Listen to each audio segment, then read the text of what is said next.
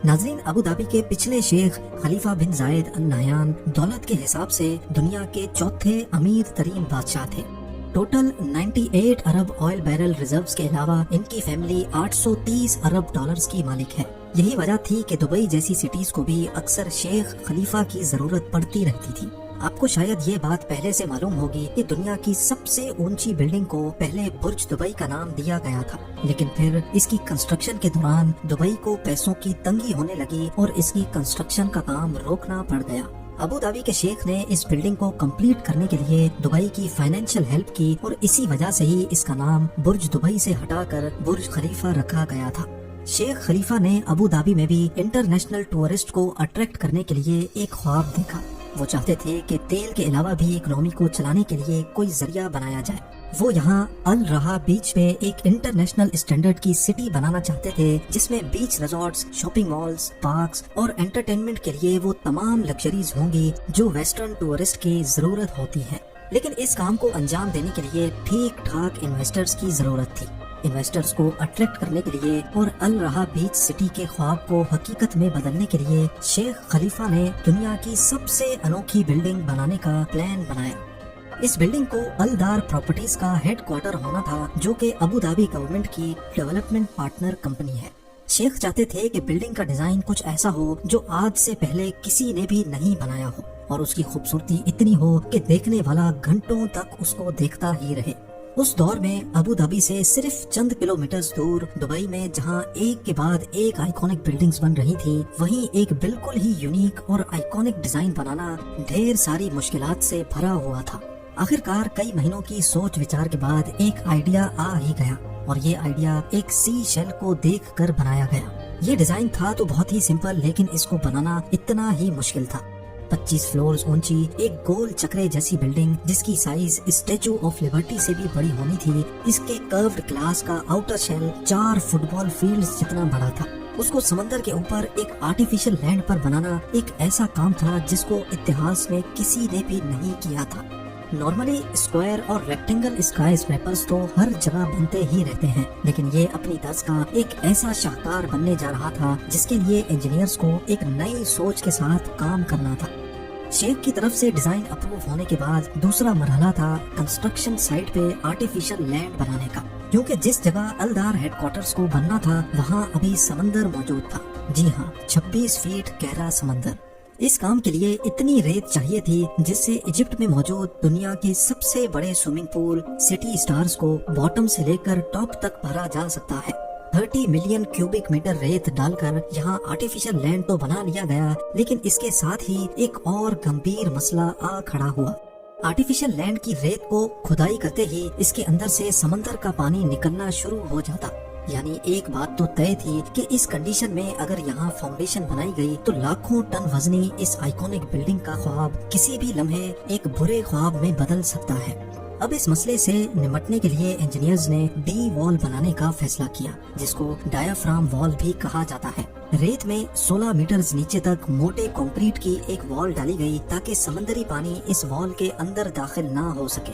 D wall के बनने के बाद इसके बॉटम में एक मोटा कंक्रीट का स्लैब डाला गया ताकि समंदर का पानी नीचे से भी डी वॉल में दाखिल ना हो सके। ये स्लैब इतना मोटा था कि इसको बनाने में कंक्रीट से भरे 2000 ट्रक्स इस्तेमाल किए गए थे। अब बारी थी बिल्डिंग की फाउंडेशन डालने की। नॉर्मली मेगा स्ट्रक्चर्स की फाउंडेशन बनाने के लिए स्टील के पाइल्स को जमीन के अंदर मौजूद पत्थरों तक ड्रिल किया जाता है ताकि बिल्डिंग की मजबूती बनी रहे। लेकिन अलदार हेडक्वार्टर्स दूसरे मेगा स्ट्रक्चर से काफी मुख्तलिफ था, क्योंकि एक तो ये बिल्कुल समंदर के साहिल पे बना था और दूसरा ये कि इसकी शेप कुछ ऐसी थी कि इस पर हवा का एक्स्ट्रा प्रेशर पड़ सकता था। इसी वजह से फाउंडेशन पाइल्स डालने से पहले ये जानना था कि अलदार हेडक्वार्टर पर कितना विंड प्रेशर पड़ सकता है। इसके लिए बिल्डिंग के एक मॉडल को विंड टनल टेस्ट के लिए भेजा गया। विंड इंजीनियर्स मुख्तलिफ एंगल से मॉडल पर हवा का प्रेशर फेंकते हैं और फिर कॉम्प्लेक्स कैलकुलेशंस की मदद से बिल्डिंग पर लगने वाली फोर्सेस का अंदाजा लगाया जाता है। इस फोर्स को नजर में रखते हुए इंजीनियर्स ने अलदार हेडक्वार्टर पर 400 स्टील पाइल्स लगाने का फैसला किया, जबकि दुनिया की सबसे ऊंची बिल्डिंग बुर्ज खलीफा की फाउंडेशन में 192 स्टील पाइल्स लगाए गए थे। पाइल्स ड्रिल करने के बाद अगला चैलेंज था एक राउंड शेप बनाने का। ایک ایسا راؤنڈ شیپ جس کی شکل بھی سی شیل جیسی ہو، اس کی ہر دیوار ونڈو پینل سے ڈھکی ہو اور اس کے اندر کے ہر کونے سے پرشین گلف کا شاندار نظارہ دیکھا جا سکے۔ یہ کام کرنے کے دو طریقے تھے، پہلا یہ کہ پوری بلڈنگ ہی کنکریٹ سے کاسٹ کر کے اس کو گول شیپ دی جائے، لیکن اس میں بہت زیادہ ٹائم ریکوائرڈ تھا اور ٹائم ہی تو کنسٹرکشن ٹیم کے پاس نہیں تھا۔ جی ہاں، ابو دھابی کو اپنا پہلا فارمولا 1 گرینڈ پری ہوسٹ کرنا تھا، جس کو دیکھنے کے لیے پوری دنیا سے لوگ آنے والے تھے۔ شیخ چاہتے تھے کہ فارمولا 1 ایونٹ سے پہلے ہی یہ الدار ہیڈ کوارٹر تیار ہو جائے، جس کے لیے انہوں نے کنسٹرکشن ٹیم کو یہ آئیکونک بلڈنگ بنانے کے لیے صرف 30 مہینوں کا وقت دیا تھا، جس میں سے 5 مہینے آلریڈی کم ہو چکے تھے۔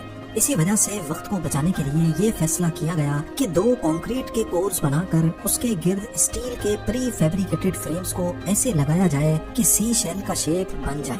کنکریٹ کے 2 کورس سنگل پیس میں بنا کر ان کو 125 میٹر کی اونچائی تک لے کے جانے کے لیے سلپ فارم ٹیکنیک کا استعمال کیا گیا۔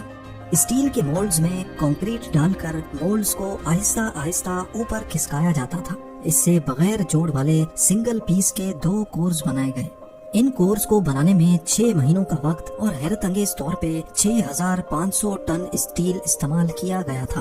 اب ڈیڈ لائن میں صرف 19 مہینے بچے تھے۔ اس ٹائم میں ان کورس کے گرد اسٹیل فریم بھی بنانا تھا، گلاس فساد اور پھر انٹیریئر ڈیزائن کا کام بھی تو کرنا تھا، جس میں سب سے زیادہ وقت لگتا ہے۔ نارمل بلڈنگز میں اسٹیل فریم سیدھا سادہ ہوتا ہے، لیکن الدار ہیڈ کوارٹر میں جو اسٹیل فریم لگنا تھا اس کو ٹکڑوں میں پن پوائنٹ ایکوریسی سے کرو شیپ میں ایسے بنایا جانا تھا کہ ان میں 1 mm کی بھی گنجائش نہ ہو۔ اسٹیل فیبریکیٹرز کی ایک پوری ٹیم 2500 ٹن اسٹیل کاٹ کر اس کو کرو شیپ دینے میں مصروف ہو گئی۔ ہر فریم 30 ٹن وزنی تھا اور ایسے قریب 100 فریمز بنا کر ان کو سائٹ پر ایک دوسرے سے جوڑنا تھا، جو کسی جائنٹ پزل کو سولو کرنے جیسا تھا۔ اس اسٹیل فریم کو بنانا تو ایک طرف، اس کو فیکٹری سے سائٹ پر ٹرانسپورٹ کرنا بھی ایک بہت مشکل کام تھا۔ ایک فریم کا وزن قریب 25 سیڈان کارز کے برابر تھا۔ بڑی بڑی کرینز کی مدد سے آہستہ آہستہ ان کو کورس کے گرد جوڑنے کا کام شروع کر دیا گیا۔ یہ بہت ہی ٹائم کنزیومنگ کام تھا، لہٰذا اب کنسٹرکشن ٹیم کو بلڈنگ کے انٹیریئر پہ بھی دھیان دینا تھا اور ساتھ ساتھ گلاس پینلز پہ بھی۔ اس اسٹیل فریم پر 25,000 گلاس پینلز لگائے جانے تھے، جن کا ٹوٹل سائز 52 باسکٹ بال کورٹس سے بھی زیادہ تھا۔ یہ کوئی معمولی گلاس پینلز نہیں تھے، بلکہ یہ ٹرائی اینگولر شیپ کے کروڈ گلاس پینلز تھے۔ ان کو مینوفیکچر کرنے والی ٹیم نے کام کو جلدی نمٹانے کے لیے سائٹ پر ہی فیکٹری لگا ڈالی۔ جیسے جیسے اسٹیل فریم بنتا جا رہا تھا، گلاس انسٹالیشن ٹیم ویسے اس میں گلاس پینلز بھی فٹ کرتی جا رہی تھی۔ وقت بہت تیزی سے گزرتا جا رہا تھا۔ انجینئرنگ ٹیم ایک ایسی جنگ لڑ رہی تھی جس میں مقابلہ اصل میں وقت کے خلاف تھا۔ دوسری طرف ابھی الدار ہیڈ کوارٹرز کے اندر 85 واش روم یونٹس کو بھی بنانا تھا۔ انجینئرنگ ٹیم نے اس کا ایک بہت ہی اچھا سولوشن نکالا۔ انہوں نے پری فیبریکیٹڈ واش رومز بنوانے کا فیصلہ کیا، جس میں ہر چیز پہلے سے پری انسٹالڈ ہوتی ہے۔ پلان یہ تھا کہ پری فیبریکیٹڈ واش روم یونٹس کو آخر میں بس صرف اٹھا کر بلڈنگ کے ٹاپ سے نیچے بھیج کر اپنی اپنی جگہ پر رکھ دیا جائے گا۔ یہ آئیڈیا تھا تو بہت اچھا، لیکن اس کے لیے ضروری تھا کہ واش روم ماڈیولز کا ڈیزائن شیخ فوراً ایکسپٹ کر لے۔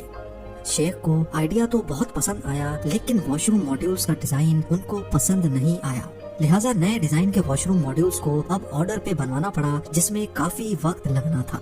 اسی وجہ سے اسٹیل فریم جو اب کمپلیشن کے قریب ہی تھا، اس کے 2 سیکشنز کو ادھورا ہی چھوڑنا پڑا، جہاں سے واش روم ماڈیولز کو کرین کی مدد سے نیچے بھیجا جائے گا۔ ایک طرف گلاس پینلز کو لگانے کا کام تیزی سے منزل کی طرف رواں دواں تھا، تو دوسری طرف انجینئرنگ ٹیم کو واش روم ماڈیولز کی لیٹ ڈیلیوری نے پریشان کر رکھا تھا، کیونکہ اتنے عرصے تک اسٹیل فریم کے 2 سیکشنز کو کھلا چھوڑنا بھی ایک طرح کا خطرہ ہی تھا، جو اگلے کچھ ہی دنوں میں ان کے گلے پڑنے والا تھا۔ 12 ٹن وزنی 85 واش روم یونٹس اب سائٹ پر پہنچ چکے تھے، جن کی انسٹالیشن کے بعد جب اسٹیل فریم کے کھلے 2 سیکشنز کو بند کرنے کا وقت آیا تو ایک بہت ہی سیریس مسئلہ کھڑا ہو گیا۔ اسٹیل فریم کا ایک حصہ 6 انچ نیچے بیٹھ چکا تھا۔ اس کا مطلب یہ تھا کہ نیچے تک کئی فریمز کو دوبارہ کھولا جائے اور پھر دوبارہ سے صحیح کر کے انسٹال کیا جائے، لیکن یہ کسی بھی صورت ممکن نہیں تھا، کیونکہ اب صرف 8 مہینے بچے تھے۔ الدار ہیڈ کوارٹرز کا کروڈ اسٹیل فریم ہی اس کی اصل جان تھی۔ اس میں لگے اسٹیل سیکشنز پورا وزن نیچے فاؤنڈیشن پہ ڈال رہے تھے۔ اگر ان میں سے ایک سیکشن بھی ہٹایا گیا تو فاؤنڈیشن پر وزن نہیں جا پائے گا اور کچھ ہی عرصے میں پوری بلڈنگ جھک سکتی ہے۔ یہ الدار ہیڈ کوارٹرز کی کنسٹرکشن کے دوران کھڑا ہونے والا ایسا مسئلہ تھا جس نے پوری کنسٹرکشن ٹیم کو مصیبت میں ڈال دیا۔ آخرکار اسٹیل انجینئر نے ایک سولوشن پیش کیا۔ کورس کے اوپر ایک لوڈ بیئرنگ وال بنائی گئی اور اس پر ہائیڈرولک جیکس انسٹال کیے گئے۔ ان جیکس کی مدد سے فریمز کے دونوں حصوں کو اٹھانا شروع کیا گیا۔ جھکے ہوئے اسٹیل فریم کے آرچ دیکھتے ہی دیکھتے اپنی پوزیشن میں واپس آ چکے تھے۔ بچے ہوئے اسٹیل سیکشن کو بھی لگا کر آخرکار الدار ہیڈ کوارٹرز کا اسٹرکچر پوری طرح سے کمپلیٹ کر دیا گیا۔ ابوظہبی کے پہلے فارمولا 1 ایونٹ سے کچھ ہی ہفتے پہلے یہ جائنٹ سی شیل جیسا خوبصورت اسٹرکچر 25,000 گلاس پینلز لگانے کے بعد کمپلیٹ ہو گیا۔ انجینئرنگ ٹیم نے صرف 30 مہینوں کے لمیٹڈ ٹائم میں اس شاہکار کو پورا کر کے ایک ایسا کارنامہ انجام دیا تھا جس کو اتہاس میں ہمیشہ یاد رکھا جائے گا۔